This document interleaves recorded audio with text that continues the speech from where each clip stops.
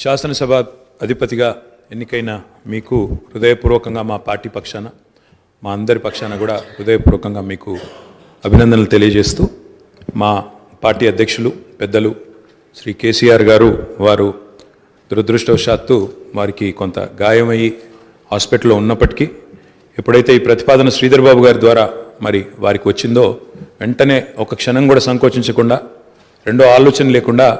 తప్పకుండా సహకరించవలసిందే అని చెప్పి ఏకగ్రీవంగా ఎన్నిక కావడానికి వారు మాకు ఆదేశాలు ఇవ్వడం జరిగింది. దానికి అనుగుణంగానే నిన్న మీ నామినేషన్లో కూడా మేమందరం కూడా పాల్గొనడం జరిగింది. అధ్యక్ష, మీతో వ్యక్తిగతమైన అనుబంధం కూడా నాకు చాలా ఉంది. మీరు 2009 శాసనసభకు ఎన్నికైన నాడు నేను కూడా మీతో పాటు సహచర శాసనసభ్యుడిగా ఉన్నాను. ఆనాడు తెలంగాణ ఉద్యమంలో కూడా మీరు మీ వంతు పాత్ర పోషించినారు. 2012 నుంచి 14 దాకా మీరు మంత్రిగా, ముఖ్యంగా మా శాఖకు మంత్రిగా, హ్యాండ్లూమ్స్ అండ్ టెక్స్టైల్స్ డిపార్ట్మెంట్కి మంత్రిగా మీరు పనిచేసిన క్రమంలో ఆనాడు ఒక సందర్భంలో నేను మీ దగ్గరికి వచ్చి మీరు రండి, సిరిసిల్లకి మీరు రావాలి, ఎందుకంటే రాష్ట్రం మొత్తంలోనే టెక్స్టైల్ అంటే సిరిసిల్ల కాబట్టి మీరు తప్పకుండా రావాలి అంటే మీరు కొంత సంకోచం వ్యక్తం చేసినారు మొదలు. మరి ఇప్పుడు ఉద్యమం ఉధృతంగా ఉంది, నేను మంత్రిగా ఉన్నాను, ఈ సమయంలో వస్తే ఏమైనా ఇబ్బంది ఉంటుందా అంటే లేదు, మనం కలిసే పోదామని చెప్పి ఆ రోజు మీరు రావడమే కాకుండా ఆనాడు మరి బ్రహ్మాండంగా మీరు వచ్చి అక్కడ కార్మికుల సమస్యలు విని తర్వాత చాలా సమస్యల పరిష్కారానికి మీ స్థాయిలో మీరు కృషి చేసినందుకు కూడా మీకు మనస్ఫూర్తిగా ఈరోజు మళ్ళొకసారి అభినందనలు, ధన్యవాదాలు కూడా తెలియజేస్తూ మరి ఒక ఉన్నతమైన సాంప్రదాయానికి ఈరోజు మరి తెరదీస్తూ ఇతర పెద్దలు గౌరవనీయులు తెలంగాణ రాష్ట్రం ఏర్పడ్డ తర్వాత పెద్దలు శ్రీకొండ మధుసూనాచారి గారు, తర్వాత శ్రీ పోచారం శ్రీనివాసరెడ్డి గారు, తదనంతరం మీరు, మరి వారు ఇద్దరు కూడా నెలకొల్పిన సాంప్రదాయాలు, కాపాడిన విలువలు, వాటన్నిటిని మీరు కూడా పరిరక్షిస్తారని మనస్ఫూర్తిగా ఆకాంక్షిస్తూ మీ ఉన్నతికి మనస్ఫూర్తిగా అభినందనలు తెలియజేస్తూ మరి ఇప్పుడే పెద్దలు ముఖ్యమంత్రి గారు, ఉప ముఖ్యమంత్రి గారు, మంత్రివర్యులు కూడా చెప్పినట్టు మరి ఈ సభ అందరి సభ, ఈ సభలో ఉండే ప్రతి సభ్యుడి యొక్క గౌరవాన్ని, ప్రతి సభ్యుడి యొక్క హక్కులను, ముఖ్యంగా ప్రజల తరపున మాట్లాడే ప్రతి నాయకుడి యొక్క, ప్రతి గౌరవ సభ్యుడి యొక్క మరి గొంతును వినిపించే విధంగా ఆ బాధ్యత మీరు తప్పకుండా సమర్థవంతంగా నిర్వహిస్తారని మనస్ఫూర్తిగా ఆశిస్తూ మరి ఒక సామాన్య ఎంపీటీసీ పదవి నుంచి ఈరోజు శాసనసభ స్పీకర్గా ఎదిగిన మీ జీవితం ఏదైతే ఉందో, రాజకీయ ప్రస్థానం ఏదైతే ఉందో, ఇది చాలామందికి తప్పకుండా స్ఫూర్తిదాయకంగా ఉంటుందని చెప్పి మనసారా ఆకాంక్షిస్తూ మీ బాధ్యతలో మీరు 100% విజయవంతం సాధించాలని మా పార్టీ తరఫున కూడా కోరుకుంటూ మళ్ళొకసారి మీకు అభినందనలు అధ్యక్ష. థ్యాంక్ యూ అధ్యక్ష. మొదటగా 3వ తెలంగాణ శాసనసభకి మీరు స్పీకర్గా ఎన్నిక కావటం మా అందరికీ కూడా హర్షణీయం. మీకు అభినందనలు తెలియజేస్తూ మీకున్న అపార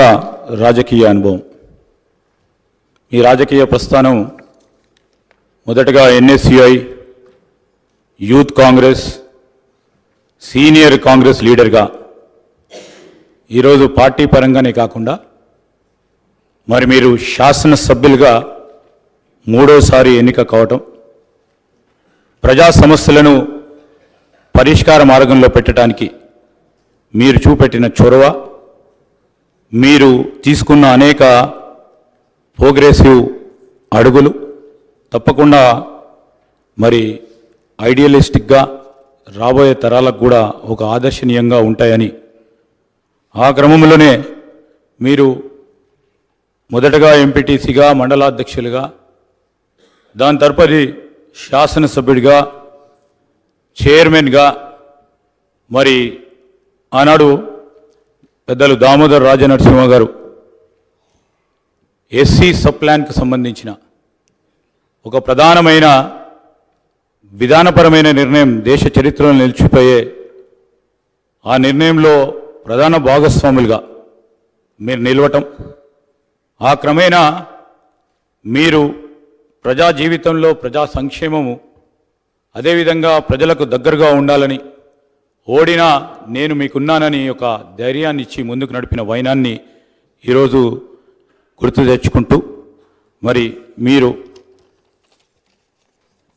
మంత్రిగా హ్యాండ్లూమ్స్ అండ్ టెక్స్టైల్స్కి సంబంధించి ఉమ్మడి ఆంధ్రప్రదేశ్ రాష్ట్రంలోనే ఆనాడు ఎయిర్పోర్ట్స్లో కానీ రైల్వే స్టేషన్స్లో కానీ, కాలేజీలో కానీ, బస్ స్టాండ్స్లో కానీ మీరు హ్యాండ్లూమ్స్ను ఎంకరేజ్ చేయాలని, ప్రోత్సాహం చేయాలని స్టాల్స్ పెట్టడం, ఆ క్రమంలో హ్యాండ్లూమ్స్ అండ్ టెక్స్టైల్స్కి సంబంధించిన వారన్నిటిని కూడా ఆదుకోవాలనే మీ ప్రధానమైన ఉద్దేశాన్ని ఈ సందర్భంలో మరి జ్ఞప్తికి తీసుకొస్తూ రాబోయే కాలంలో కూడా మరి ఇప్పటివరకు కూడా ఒక మంచి సాంప్రదాయాన్ని 3వ శాసనసభకు సంబంధించి, తెలంగాణ శాసనసభకు సంబంధించి ఒక మంచి సాంప్రదాయాన్ని ఏర్పాటు చేయాలని సభానాయకులు మరి ముఖ్యమంత్రి గారు ప్రతిపాదించిన మీ అభ్యర్థిత్వాన్ని మేము కోరగానే టీఆర్ఎస్ పార్టీ వారు కానీ, అదేవిధంగా ఎంఐఎం పార్టీ వారు కానీ, అదేవిధంగా ఈరోజు బీజేపీ పార్టీ వారు కానీ మేము ఒక మంచి సాంప్రదాయాన్ని నెలకొల్పుదాం. మన రాష్ట్రాన్ని ఒక ఆదర్శనీయమైన రాష్ట్రంగా శాసనసభ వ్యవహారాలకు సంబంధించి ముందుకు తీసుకెళ్లాలని వారి ఆలోచనకు మేము కృతజ్ఞతలు తెలియజేస్తూ, అదేవిధంగా గౌరవ శాసనసభ్యుల హక్కులకు సంబంధించి మీరు కూడా శాసనసభ్యుడిగా వారికి సంబంధించి మరి రాజ్యాంగంలో వారికి కలిగించిన హక్కులను కాపాడే ప్రతి క్రమములో ఈరోజు మీరు వారికి అండగా నిలబడతారని, ఈ హౌస్ను కూడా సజావుగా నడపడానికి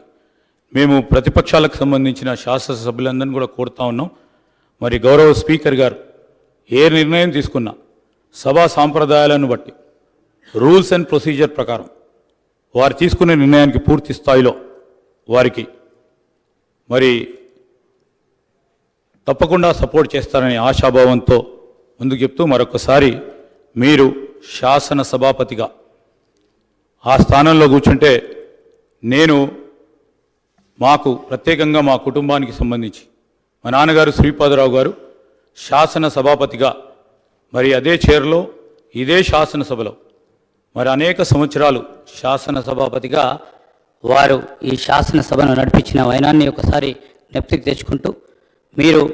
మరి ఈ 5 సంవత్సరాల కాలం పాటు ఈ శాసనసభని దిగ్విజయంగా